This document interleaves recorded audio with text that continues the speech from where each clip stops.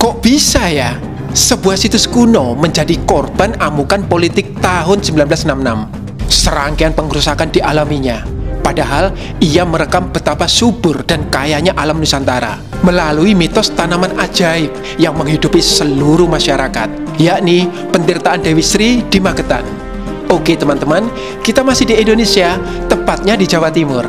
Dan pentirtaan yang kita telisik dibangun kira-kira bersamaan saat Biksu Jianzhen mencatat banyak kapal-kapal besar dari Nusantara di kota Guangzhou di Tiongkok Selatan dengan rempah-rempah, mutiara, dan batu giok yang menggunung.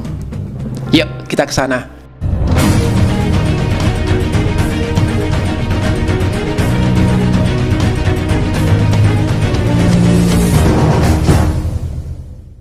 Buku terbaru ACC Channel, Rahasia Nusantara, sudah terbit ya. Ini reportase sejarah dan catatan perjalanan saya ke belasan Candi Medang. Bisa dibeli di mana? Cek komen atau bio. Yang sudah punya, saya tunggu reviewnya. Dan mari kita lanjut. Pada tahun 1965, sejarah Indonesia terkoyak oleh peristiwa kontroversial yang dikenal sebagai G30 SPKI. Setahun kemudian, pada 1966, menyusul insiden yang tak kalah mencekam, yakni pemberantasan PKI oleh pemerintah Orde Baru. Di masa inilah muncul gerakan massa yang secara masif merusak berbagai arca dan menghancurkan situs candi. Entah apa salah batu-batu itu. Yang menjadi motif dari perusakan situs kuno di tahun 1966 tentu perlu diteliti lebih lanjut. Namun, jejak perusakan itu jelas membekas di candi-candi, situs, dan memori lamat-lamat masyarakat kita. Tak hanya ikonoklasme, menceburkan arca dan artefak ke sungai seolah menjadi SOP mereka. Dalam penelitian kami, banyak saksi mata yang menyuarakan kegetiran itu. Salah satu korbannya adalah Candi Simbatan alias pentirtaan Dewi Sri di Magetan. Menurut keterangan warga yang kami temui langsung di lokasi, candi itu sekedar dikubur. Namun, menurut juru pelihara candi, Pak Sumiran, yang terjadi lebih parah lagi. Ada beberapa bagian candi yang digulingkan dan diceburkan ke dalam pentirtaan. Waktu itu berat, Jenderal. Langono sempat-sempate. Sudah, ayo kita telisik jejak-jejak perusakan dari tahun 66 di pentirtaan Dewi Sri dan mencari tahu apa yang sesungguhnya terjadi. Siap, Jenderal. Pentirtaan Dewi Sri terletak di Kabupaten Magetan, Jawa Timur. Cuaca hari itu cerah sempurna dan tidak sulit menemukan situs kuno ini karena letaknya di pinggir jalan. Yuk, kita masuk. Wah, apa itu? Ada reruntuhan yang ditumpuk di halaman candi. Ini jelas komponen candi dari bata merah berupa potongan-potongan kemuncak.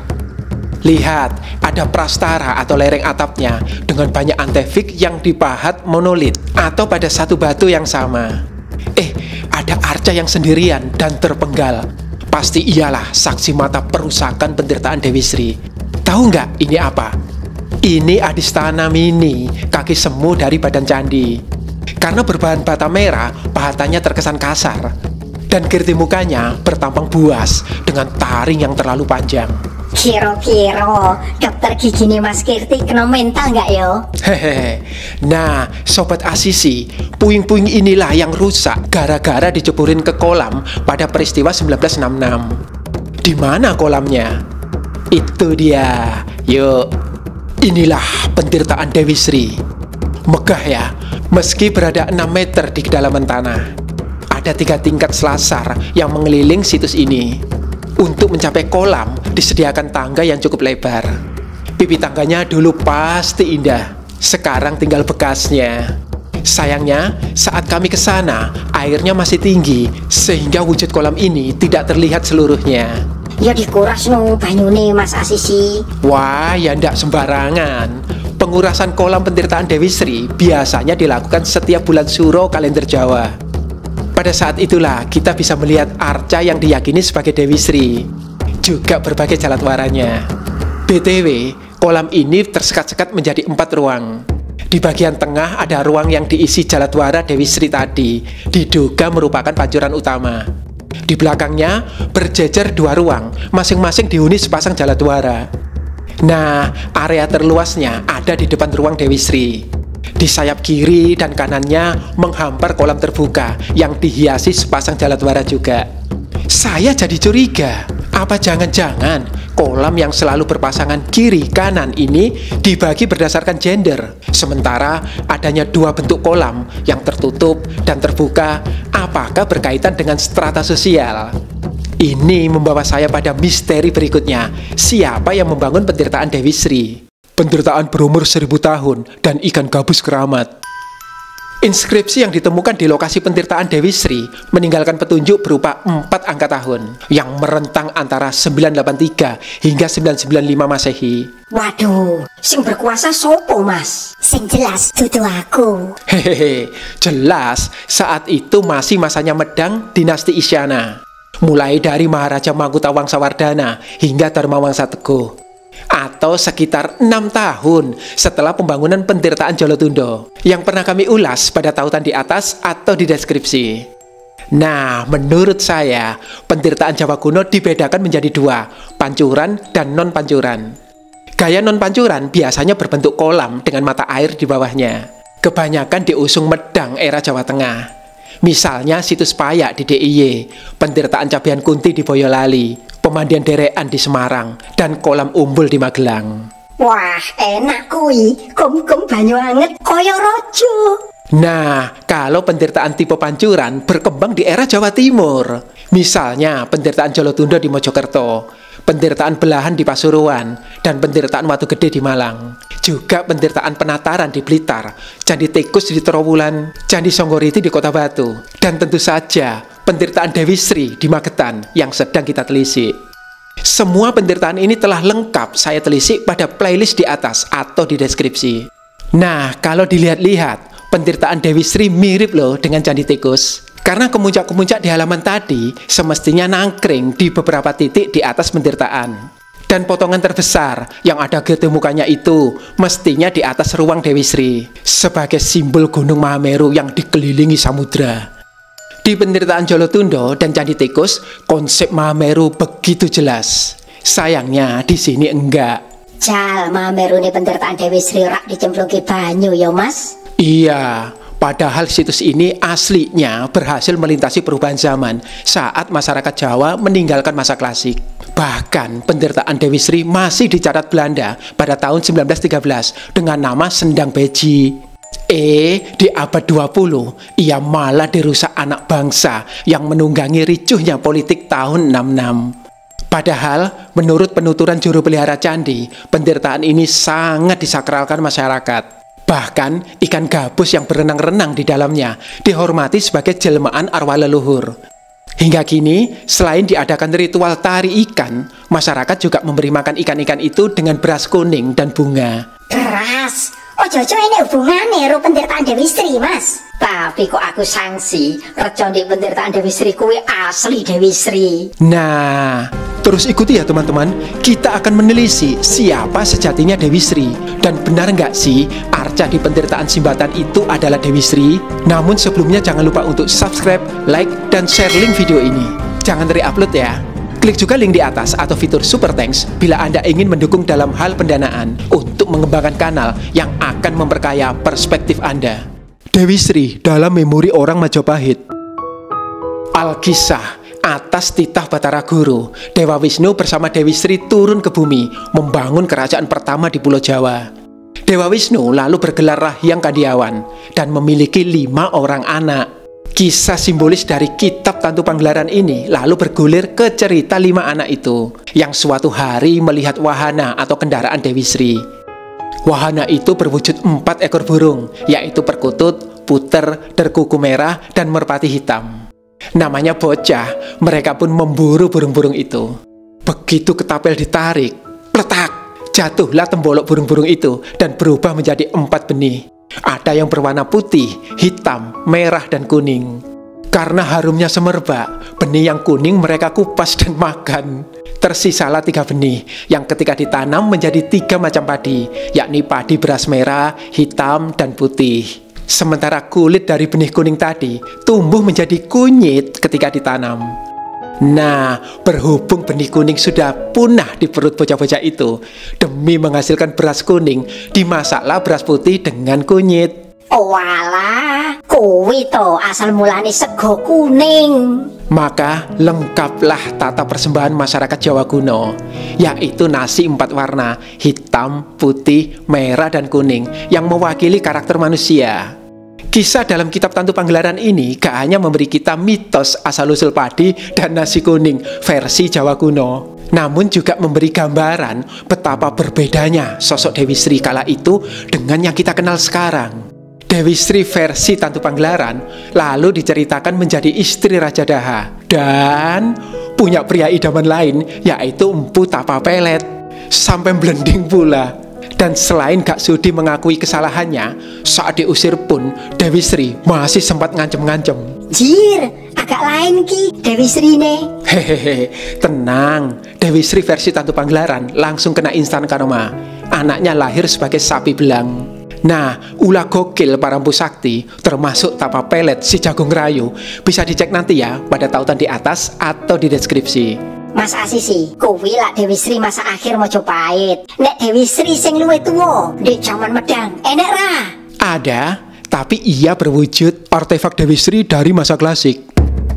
Kisah anak-anak Rahyang Kandiawan dalam Tantu Panggelaran adalah sastra tertua Jawa kuno yang menyebut tentang Dewi Sri. Meski ya, salinannya ditulis di masa transisi, jauh setelah Majapahit runtuh. Kakawin Sutasoma, sastra dari masa keemasan Majapahit di abad 14, sekedar menyebut Dewi Pertiwi sebagai ibu bumi yang berpihak pada kehidupan, bukan Dewi Sri ya. Nah, Dewi Pertiwi bersama Dewi Laksmi adalah sakti atau pasangan Dewa Wisnu yang melimpahi dunia dengan kesuburan. Dewi Laksmi sendiri adalah simbol kesuburan dan kemakmuran.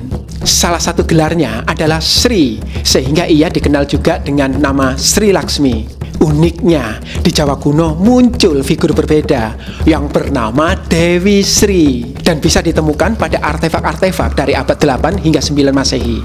Di Museum Nasional, saya bahkan berjumpa dengan arca kapel ini, Dewa Wisnu dan Dewi Sri. Rejo wae nek pasangane, kowe kok ora. Fokus. Lihat, tidak ada ciri atau laksana apapun yang menandakan bahwa arca ini adalah Dewi Sri. Namun, inskripsi pada stela atau sandaran arca menegaskan bahwa ia Dewi Sri, meski tidak jelas dia dari candi mana dan abad berapa. Arca Dewi Sri dengan ciri-ciri yang lebih jelas ada di Museum Sonobudoyo, Jogja. Lihat, yang satu itu arca batu, duduk dengan posisi paryangka, bersila dengan kaki kanan di atas kaki kiri. Yang lainnya berupa arca perunggu, juga berposisi sama. Ini petunjuknya, tangan kiri mereka sama-sama memegang padi. Ciri ini juga kita temukan pada arca Dewi Sri di Candi Barong, Jogja, dan Kompleks Candi Penataran di Blitar. Saka ngendiro, sing nyekel pari mesti Dewi Sri. Ya, gak ada keterangan sih, tapi ingatan kolektif masyarakat Bali yang masih menggunakan penanda sama untuk menggambarkan Dewi Sri bisa kita jadikan dasar. Ditambah ada cerita versi Tantu Panggelaran tadi yang mengaitkan Dewi Sri dengan asal-usul padi. Oh, berarti di India ndak ono Dewi Sri yo, Mas Asisi. Yes, betul. Dewi Sri adalah Dewi asli Nusantara yang dikenal leluhur kita dari masa ke masa. Dan berikut beberapa kisahnya. Mitos perempuan yang menjelma jadi padi. Ada mitos nih di masyarakat Jawa sekarang bahwa padi berasal dari tubuh Dewi Sri. Padahal naskah Jawa Baru tertua yang menyebut tentang Dewi Sri adalah Serat Manikmaya dari abad 18. Itu kira-kira seabad setelah salinan tertua kitab Tantu Panggelaran dibuat. Kedua naskah ini kompak menolak padi bukan dari tubuh Dewi Sri. Versi Tantu Panggelaran sudah saya ceritakan tadi ya. Nah, dalam Serat Manikmaya, padi dan palawija justru berasal dari tubuh Dewi Tisnawati yang mati akibat diciumin Batara Guru. Diambungi kok malah mati toh? Karena Dewi Tisnawati gak cinta, ia memilih mati daripada melayani hasrat Batara Guru. Sementara di serat yang sama, Dewi Sri lagi ngumpet di kerajaan Medang Kamulan gara-gara diuber Kala Gumarang, stalker ternekat dalam mitologi Jawa. Baru pada abad 19, Pujangga Ronggowarsito menulis Serat Pustaka Raja Purwa. Dan disinilah kisah Dewi Sri menjadi makin mirip dengan versi yang kita kenal. Dalam kisah Sri Sadana, yakni bagian dari Serat Maharata, Dewi Sri pergi berkelana. Ia hendak mencari Raden Sadana, saudaranya, yang hilang dan dikutuk menjadi ular. Dasar laki apes. Dewi Sri malah dikejar-kejar Kalagumarang yang jatuh hati padanya. Udah dikutuk jadi babi hutan, Kalagumarang masih ngotot mengejar. Akhirnya Batara Guru turun tangan dan mengubah tubuh Dewi Sri menjadi padi. Sejak itu, Raden Sadana yang berwujud ular selalu melindungi sawah dari serangan babi hutan dan hama lainnya. Bahkan sawah dan ular dianggap saudara kandung, gak terpisahkan. Piye toh? Dewi Sri ki korban, kok malah dadi tanduran? Nyapa rak dadi Kalagumarang wae sing digawe modar. Namanya juga mitos. Kita ambil yang baik-baik saja. Apalagi gak hanya di Jawa, di daerah lain pun kisah Dewi Sri sangat dikenal. Di Madura, ia menjadi bagian dari kisah Ratna Dumila yang berubah menjadi kelapa, enau, bambu, dan umbi-umbian. Di Bali, ia masuk dalam kisah Sri Sadana, Dewi Danu, dan Dewi Ayu Manikgalih. Kisah dari Bali ini mirip dengan versi Sunda, yakni kisah Nyi Pohaci Sang Hyang Asri atau Dang Dayang Trisnawati. Dalam kisah ini, Nyi Pohaci adalah anak angkat Batara Guru yang terpaksa dibunuh karena para dewa khawatir kecantikannya akan membuat Batara Guru ingin memperistrinya. Jasadnya lalu dikubur para dewa di bumi, dan dari bagian-bagian tubuhnya tercipta kelapa, sayur mayur, rumput, tanaman bunga, dan tanaman buah. Lalu dari pusarnya tumbuh tanaman padi. Jadi makin jelas ya, berbagai varian kisah Dewi Sri selalu terkait dengan tanaman padi dan menunjukkan ia Dewi asli Nusantara. Apalagi ada aneka kisah asal-usul padi dari Nusantara. Kisah asal-usul padi dan tanaman budidaya lain yang tercipta dari figur manusia, bukan cuma monopoli Jawa dan Bali dengan Dewi Srinya. Di pulau-pulau lain juga ada kisah semacam itu. Misalnya di Flores, ada kisah Bobi dan Nombi yang dimakamkan di puncak gunung Kelinida. Dari makam mereka tumbuh tanaman padi. Di Kalimantan ada kisah Putri Liung, anak Datu Baru Tahun. Desanya Tanah Lingo dihantam paceklik panjang, sehingga sang putri dengan ikhlas mengorbankan diri sesuai petunjuk leluhur. Di tanah tempat Putri Liung meninggal, tumbuhlah tanaman padi yang menyelamatkan seisi desa dari kelaparan. Hehehe, bejone awake dhewe, nek luwe ya kari pesen ojol, ora perlu tumbal. Nah, di Sumatera Utara juga ada kisah si Berudayang yang meninggal karena kelaparan, namun akhirnya diyakini menjelma menjadi tanaman padi. Mengko nek aku mati dadi tanaman opo yo? Ya dadi bunga bangke. Hehehe, di daerahmu ada gak kisah yang mirip tentang asal-usul padi? Atau malah sangat berbeda? Share di komen ya. Dari berbagai kisah ini, sepertinya mitos asal-usul padi yang tercipta dari figur manusia berakar pada budaya Austronesia kita. Lalu di Jawa kuno, saat pengaruh Hindu-Buddha masuk ke Nusantara, kisah kesuburan khas Austronesia lalu melebur dengan kisah dewa-dewi India. Maka terciptalah sosok Dewi Sri yang terkait erat dengan asal-usul tanaman padi. Bahkan leluhur pun mengkreasi sendiri ikonografi arcanya, yakni membawa padi. Jadi, apa kamu masih yakin arca penderitaan Dewi Sri adalah real Dewi Sri? Candi Simbatan di Magetan kini lebih terkenal sebagai pentirtaan Dewi Sri. Nama ini beken karena masyarakat kadung meyakini bahwa arca pancuran di ruang utama adalah arca Dewi Sri. Padahal, ingat gak penjelasan saya tadi? Salah satu penanda Dewi Sri Jawa kuno adalah laksana berupa untaian padi di tangan kiri. Tanda itu gak ada di arca ini. Welah caiki, reco pegang dada terus mancur. Iku pasti Dewi Laksmi, simbol kesuburan mas, alias Dewi Sri. Sumbernya dari mana tuh? Yo rauno sih, mek jarine, katanya. Nah kan, cuma katanya. Yang pasti, orang Jawa kuno membedakan loh antara Dewi Laksmi dan Dewi Sri. Nih, contohnya di Museum Sonobudoyo ada arca Laksmi, masih setia pada gaya India, diapit 2 ekor gajah yang dikenal dengan nama Gajah Laksmi. Di dekat arca ini ada arca Dewi Sri yang memegang padi. Tuh, jelas ya, yang ada di pentirtaan itu bukan Dewi Sri. Saya duga itu cuma jaladwara biasa, namun diberi ragam hias berupa figur. Karena orang Jawa kuno sangat kreatif dalam membuat jaladwara. Coba kalau sobat perhatikan, di candi-candi Jawa ada jaladwara yang berbentuk satwa, manusia, atau wanita dengan dada yang memancurkan air. Jaladwara jenis ini banyak kita temukan, dari yang sederhana hingga yang mewah. Nah, yang terbesar dan terindah ada di Pentirtaan Belahan.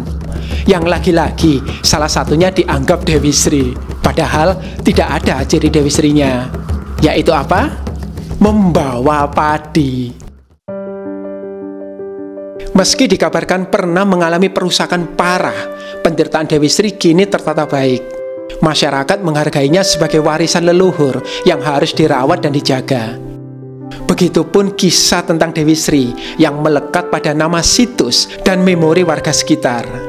Nasib pentirtaan ini menjadi semacam pengingat bagi kita akan bahaya dari politik yang bila ditunggangi berbagai kepentingan dapat meruntuhkan dengan kejamnya jati diri kita sebagai bangsa.